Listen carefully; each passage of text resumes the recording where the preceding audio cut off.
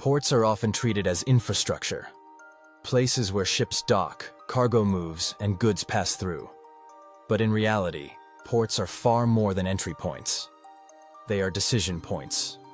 Long before modern finance or digital trade existed, ports shaped how wealth moved. Not by producing value, but by deciding where value could flow. Every global economy depends on movement. Raw materials move toward production. Finished goods move toward consumers. And almost all of that movement passes through ports. This gives ports a unique position. They do not create goods, but they determine who controls access. In geographic terms, ports are gateways. They connect inland systems to global networks, and whoever controls a gateway shapes the outcomes on both sides. Ports form where geography allows concentration. Deep water, sheltered coastlines, natural harbors. Places where ships can pause without risk. Once established, these locations attract infrastructure. Docks expand, warehouses cluster, transport links radiate outward. Over time, flow concentrates, and concentration creates leverage. A single port can serve an entire region, but not every region has a port that matters. Ports organize space hierarchically. Some regions export through direct access. Others depend on intermediaries, and that difference defines who captures value. When goods move directly from producer to port, costs stay low, control remains local, margins stay within the region. When goods must pass through secondary ports, value leaks. Fees accumulate, delays increase, dependence grows. Ports do not just move goods, they redistribute power. This becomes clearer at choke points. Narrow channels, straits, congested harbors, places where flow slows by necessity. At these points, control intensifies, delays become leverage. Access becomes selective. Ports at choke points shape global outcomes. Not through dominance, but through position. As trade expanded, ports became competitive systems. Some invested in efficiency. Others relied on legacy advantage, and small differences compounded over time. Modern ports are no longer just docks, they are logistics ecosystems. Cranes, terminals, data systems, and rail networks work as one.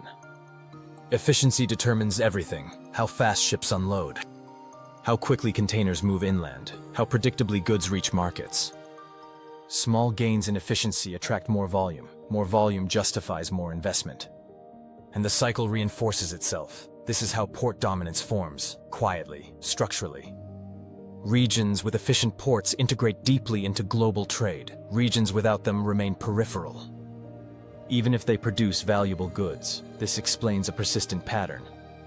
Exporting raw materials rarely creates wealth, controlling access does. Ports capture value through fees, through services, through logistics, through reliability. They become economic multipliers, not because they make products, but because they sit between everyone who does. Over time, port cities grow differently. They attract finance, insurance, management, decision-making. Economic activity shifts toward coordination, away from production alone.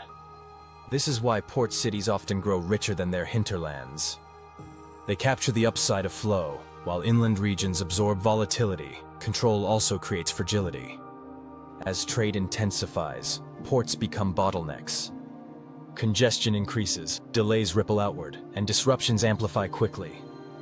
A blocked port affects not just one city, it affects entire supply chains. This makes ports strategic without appearing political. Their power lies in structure, not in policy. Modern economies depend on just-in-time movement. Ports must function continuously. Any interruption creates immediate pressure. This gives port operators leverage, but also responsibility. Investment decisions matter. Automation increases speed but reduces flexibility. Expansion improves capacity but raises risk. Once built, port infrastructure locks regions into specific trade paths. Alternatives become costly. Dependence deepens. This is why ports decide long-term outcomes. They shape which regions integrate smoothly and which remain exposed. Geography limits where ports can exist, but systems determine how ports function. Some ports become global hubs.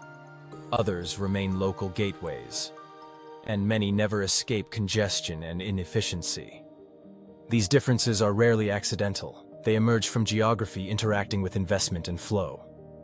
In this way, ports quietly shape global inequality, not by excluding regions, but by filtering access. Those who pass through efficiently accumulate advantage. Those who wait lose time, and time compounds.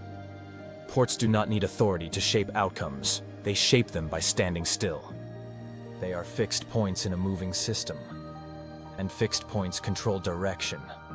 Understanding ports means understanding modern wealth, not as something produced, but as something captured. Flow creates opportunity. Control determines who keeps it. Ports decide who gets rich, because they decide who controls the flow. If you're interested in how physical space quietly shapes economic power, you can follow this channel. More stories like this are coming. This is Behind the Map.